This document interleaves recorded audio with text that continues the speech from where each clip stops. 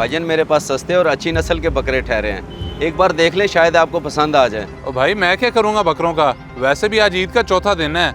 मैं मंडी में बड़ा जानवर देखने आया हूँ क्योंकि मेरे घर में शादी है। तो भाईजान लोग शादियों पर भी तो बकरे ज़िबा करते हैं। मुझ पर तरस गए, पिछले एक हफ्ते से मंडी में ठहरा हूँ लेकिन अभी तक मेरा एक भी जानवर नहीं बिका। ओहो, तो भाईजान इसमें मैं तो आपकी कोई मदद नहीं कर सकता क्योंकि मेरे घर वाले फैसला कर चुके हैं कि शादी पे बड़ा जानवर ही करना है। चलें ठीक है भाईजान, फिर भी अगर आपका इरादा बने तो मैं आपको इधर मंडी में ही मिलूंगा। ठीक है, अगर इरादा बनता है तो मैं लगा लूँगा तुम्हारे पास चक्कर।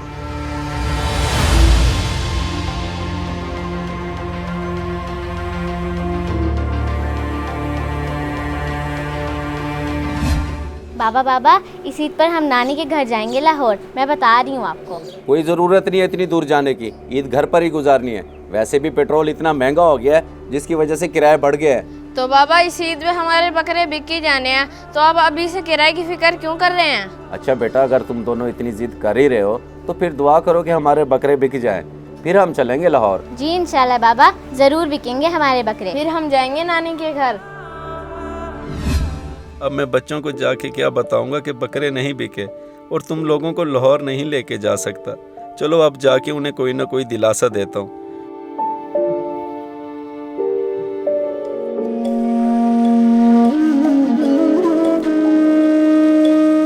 भैया मैंने तो अपनी सारी तैयारी कर ली है, अब आप भी उठ जाओ और अपने जो कपड़े रखने हैं वो रख लो। बाबा जैसे ही आएंगे हम नाना के घर के लिए रवाना हो जाएंगे। ठीक है, मैं रख लेता हूँ अपने कपड़े। और मैंने तो सोच लिया इस बार हम ट्रेन पे जाएंगे, सुना है बड़ा मजा आता है ट्रेन पे सफर करने का। बस तुम बाबा को मना लेना। हाँ हाँ मैं मना लूंगी उन्हें, वैसे भी बाबा मेरी कोई बात नहीं टालते। चलो ठीक है, तुम मना लेना। अब मैं जाके अपनी तैयारी कर लूँ।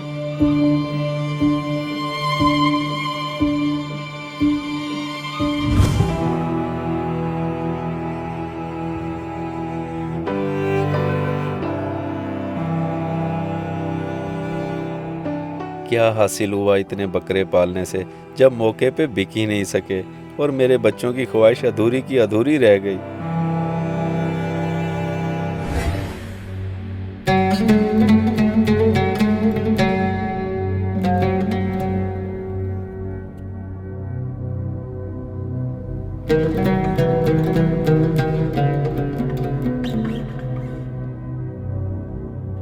बाबा बाबा, हमने तैयारी कर ली है, अब ये बताएं कि कब निकलना है? बेटा अब हम नहीं जा सकेंगे क्योंकि हमारा एक भी बकरा नहीं बिका।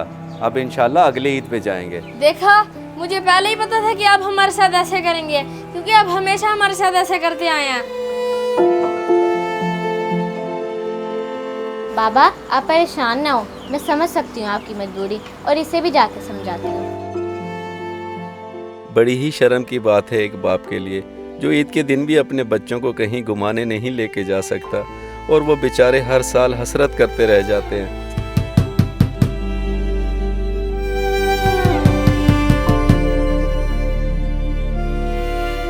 आमिर भाई, वो बकरे का क्या बना? मैंने आपको बताया तो था मुझे पैसों की बहुत ज़रूरत है। जी मुझे पता है कि आपको पैसों की सख्त ज़रूरत है, इसी वजह से तो आपने मुझे बेचने के लिए दिया था, लेकिन वो बदकिस्मती से नहीं बिक सका। ये क्या कह रहे हैं भाईजान?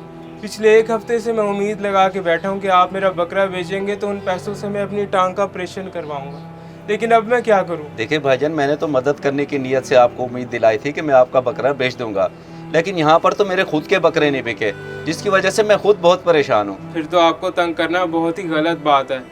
अगर कहीं से कोई उधार हो सके तो मुझे बता दीजिएगा, क्योंकि मुझे ऑपरेशन की फौरी ज़रूरत है।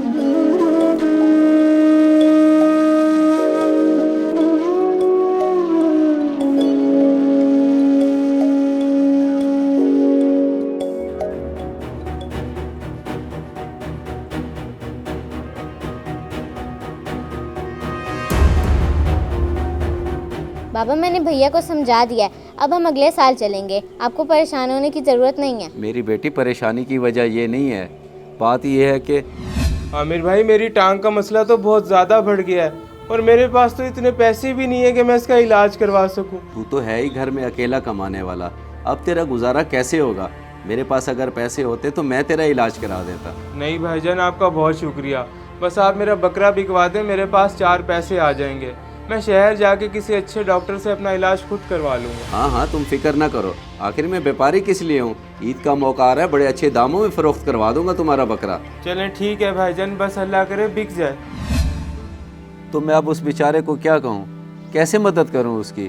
बाबा सिर्फ इतनी सी बात, ये ले मेरी अंगूठी, इसको बेचकर अंकल को पैसे दे दे ताकि वो अपना इलाज करा सकें।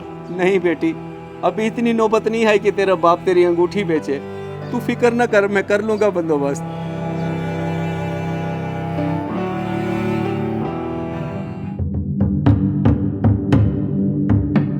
भाई अबू कह रहे हैं गाय रहने दें, शादी के लिए 4-5 बकरे ले लें, क्योंकि गाय में आजकल बीमारी आई हुई है। तो ये बात वो मुझे पहले बता देते।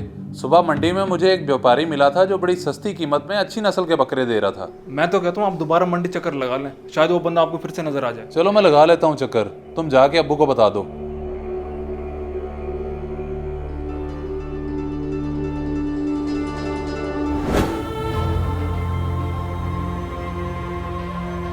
भाईजान मेहरबानी करके ज़रा अच्छी कीमत लगाइएगा, बहुत मजबूरी में बेच रहा हूँ। देखो भाई, मैं अपना घाटा तो नहीं कर सकता, जो कीमत इसकी बनती होगी मैं वही दूंगा।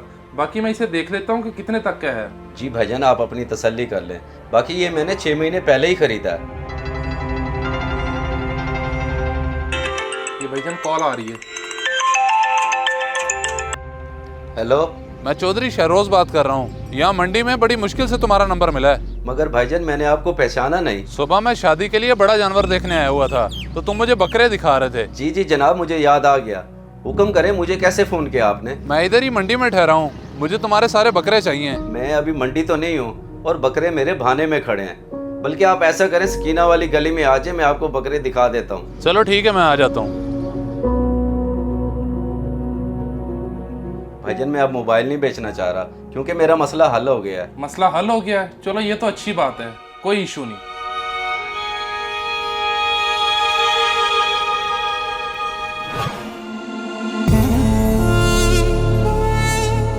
माशाल्लाह जी माशाल्लाह, सारे बकरे आपके बहुत अच्छे हैं। अब बताएं कीमत क्या लगाते हैं इनकी? भाईजान मैंने ईद के हिसाब से तो 50,000 रुपये एक बकरे का सोचा हुआ था, लेकिन अब आप देख लें जो आपको मुनासिब लगे। 50,000?